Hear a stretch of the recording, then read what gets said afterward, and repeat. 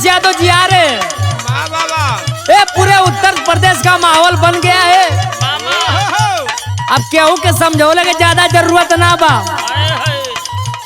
आइए गाना के माध्यम से मैं आप लोग को बीच में ये गाना भेज रहा हूँ। कैसे भैया?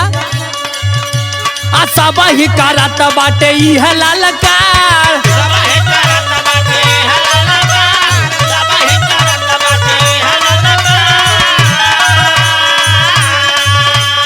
हमारा के चाहे बस सब सरकार, हमारा के चाहे बस सब सरकार, हमारा के चाहे बस सब सरकार।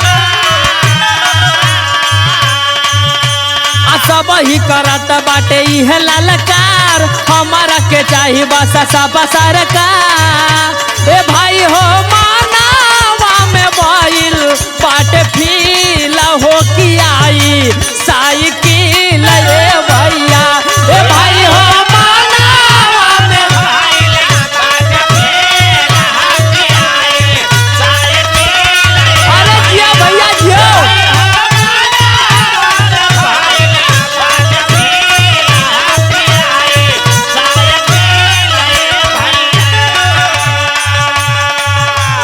सब सुख मिले अखिलेश जी के राज में, सब सुख मिले अखिलेश जी के राज में, सब सुख मिले अखिलेश जी के राज में।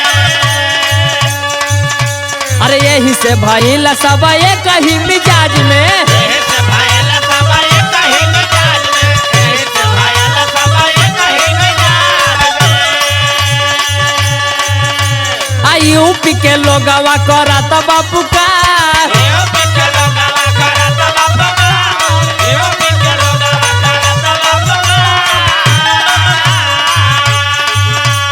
जिंदगी में आई बाबू फिर से बाहर।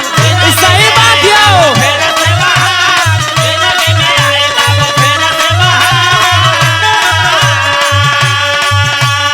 यूपी के लोगवा करत बापू का, जिंदगी में आई बाबू फिर से बाहर।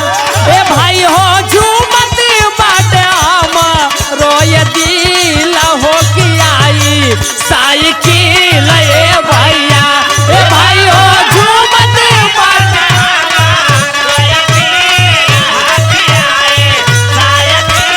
अरे जिया भैया जिया।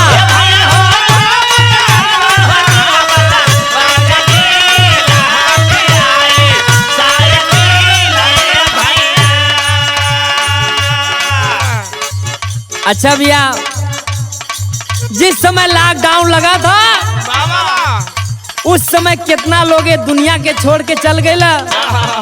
केहू पानी बिना, केहू खाना बिना। उस समय का दृश्य देख देख के आज पूरी जनता आखिर कह रही है मन बना ले भाई भैया। ये दे हमारी बाका में ना आई, लेकिन कहना है अब बाबा जी के दुख नहीं तन को बुझाला। सही बात। केतनो करिला सब मिल जुली हाला,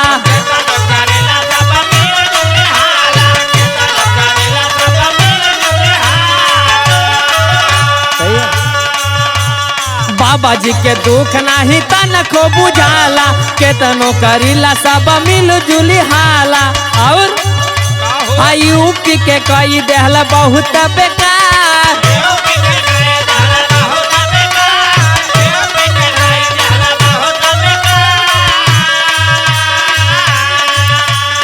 घूमी घूमी खोजे सब रोजी रोजगार। देखे के मिले तो भैया।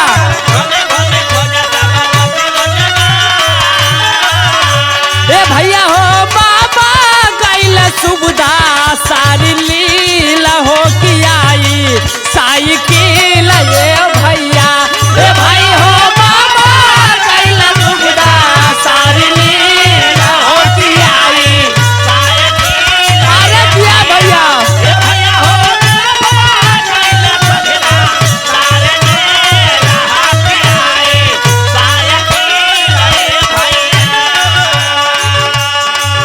देखा भैया आखिरी लाइन में हम एगो बात आप लोगन के बतावे चलत हिला।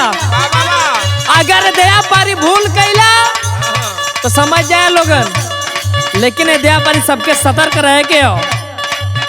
आई गाना के माध्यम से सुने। सब ही के देत बानी हम यह सीख हो,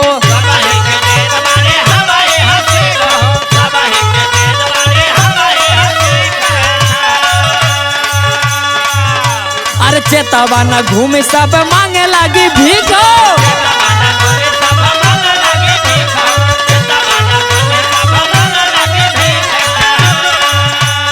सब ही के देत मानी है हम सीखो, चेतवा न घूमे सब मांगे लगी भीखो। और तेजू संगे गरजेला अजित कुमार,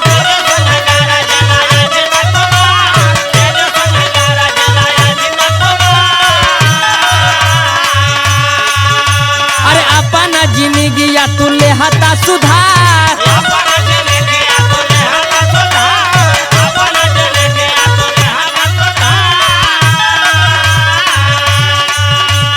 तेजू संगे गरजेला अजित कुमार, अपन जिंदगी के लिहता सुधार।